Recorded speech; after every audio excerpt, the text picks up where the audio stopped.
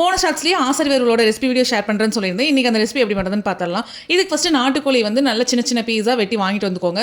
Mostly boneless piece வந்து use பண்ணிக்கோங்க. டேஸ்ட்டும் நல்லாயிருக்கும், சாப்பிட்றதுக்குமே வந்து சூப்பராக இருக்கும். இதுக்கு ஃபஸ்ட்டு இந்த மாதிரி ஒரு மண் சட்டியில் 3 டேபிள் ஸ்பூன் அளவுக்கு கல்லெண்ணெய் ஆட் பண்ணிக்கோங்க. கல்லெண்ணெய் இருந்தால் இன்னுமே டேஸ்ட் நல்லாயிருக்கும். கல்லெண்ணெய் இல்லைனா ஆயில் கூட நீங்கள் ஆட் பண்ணிக்கலாம். அதுக்கப்புறம் ஒரு 200 கிராம் அளவுக்கு சின்ன வெங்காயத்தை வந்து பொடிப்படியாக கட் பண்ணி வச்சுருக்கேன். அதையும் ஆட் பண்ணிக்கோங்க. ஆட் பண்ணிவிட்டு சின்ன வெங்காயம் நல்லா பொன்னிறமானதுக்கப்புறம் நம்ம கழுவி வச்சிருக்கிற சிக்கனையும் ஆட் பண்ணி நல்லா எண்ணெயில் வந்து ஃப்ரை பண்ணிக்கோங்க. அதுக்கப்புறம் ஒரு 15 வரமிளகா வந்து ஆட் பண்ணிக்கோங்க.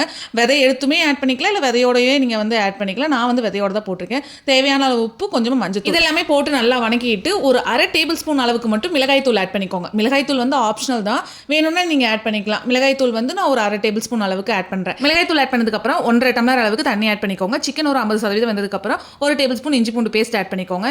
இதையும் ஆட் பண்ணி ஒரு 10 நிமிஷம் ஹை ஃப்ளேமில் கொதிக்க விடுங்க. ஒரு 15 நிமிஷம் லோ ஃப்ளேமில் கொதிக்க விட்டு எடுத்தீங்கன்னா போதும். சூப்பரான ஆசர்வல் வந்து ரெடி ஆயிரும். அதுவும் ஒயிட் ரைஸில் பசங்க சாப்பிடும்போது டேஸ்ட் வந்து ரொம்ப அல்டிமேட்டாக இருக்கும். செம்ம ஒர்த்தான ரெசிபிங்க. கண்டிப்பாக நீங்களும் ட்ரை பண்ணி பார்த்துட்டு எப்படி இருக்குன்னு சொல்லிட்டு மறக்காம கமெண்ட் செக்ஷனில் கமெண்ட் பண்ணுங்க.